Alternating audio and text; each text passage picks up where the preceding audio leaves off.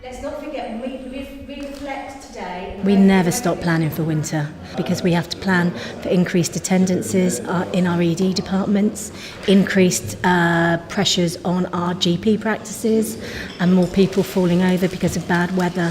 So we never ever stop planning for the winter effect. A bit of an aim for our workshop to rehearse our system level response to 3 winter scenarios. My name is Patton and I'm the emergency planning lead at the CCG. Today the preparations are around winter and the sort of thread, the golden thread of resilience that we need within the system for everything to be core and to manage a disruptive incident from outside. So we need to know that the flow and capacity is working to support anything serious that might occur. But the other, something more specific example would be chemical, biological, radiological threats that might occur and present themselves at the front door of some of our trusts. So we do have very well-rehearsed annual procedures across all of the trusts, work very hard to have the right decontamination processes in place, to have the equipment all maintained and people that are trained and confident in using that. And that's something that we've actually demonstrated with Poole Hospital in the last year.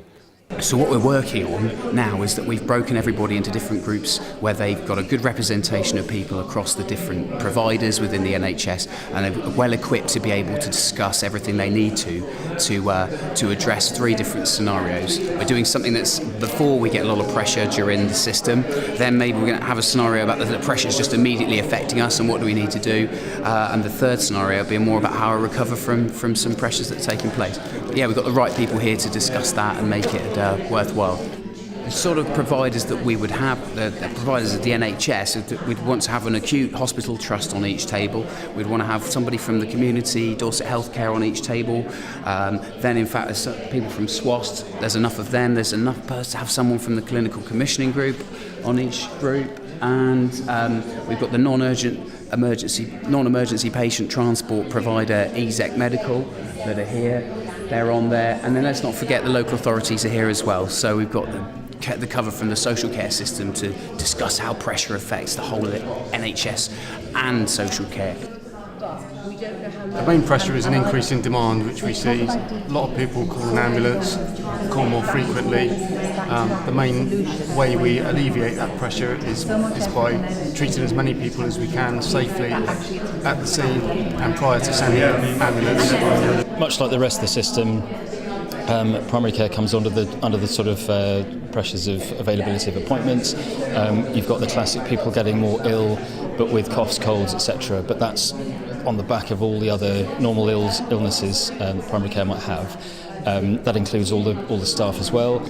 If you look at the system as a whole, if you look at who can have the biggest effects on the most amount of people, you could argue that it's primary care because of the sheer number of contacts that primary care has.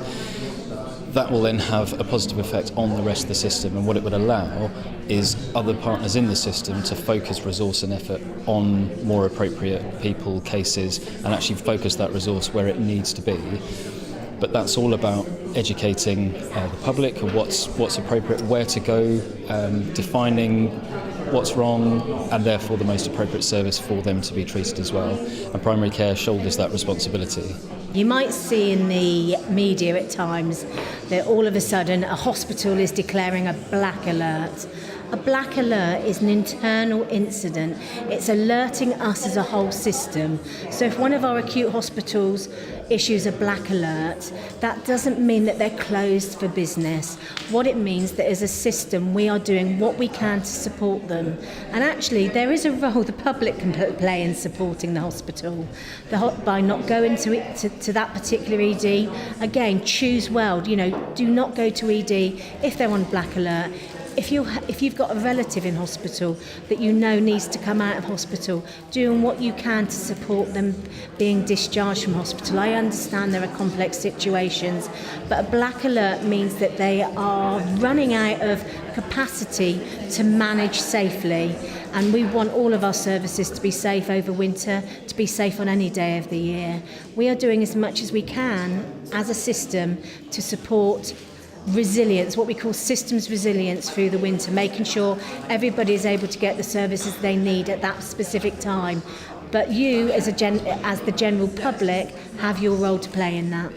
There's a whole lot of work that we can do to plan for winter pressures, and in doing that we hopefully make things more proactive and we have less emergency and unplanned work to do. Our whole aim is to provide the best services we can for local people, and we spend a lot of time working with local primary care, working with other community services and social care to try and provide good services. Especially at this time, it's important to work with our acute colleagues so that we can see as a whole system if we can meet the demands that are needed. The main pressures are the number of people who go through the hospital system, and our responsibility is partly to help people prevent going into hospital, but also support them to come out as well. And we link up with the care market in terms of domiciliary care providers and residential and nursing, and they can be experiencing a lot of pressures themselves. So finding the support people need to stay healthy and well at home is probably the hardest task. The most paramount thing is that when we're notified of an incident that happens, that we quickly coordinate together as the wider agencies and put in place something that's going to effectively help the people of Dorset as close to them as we can possibly be.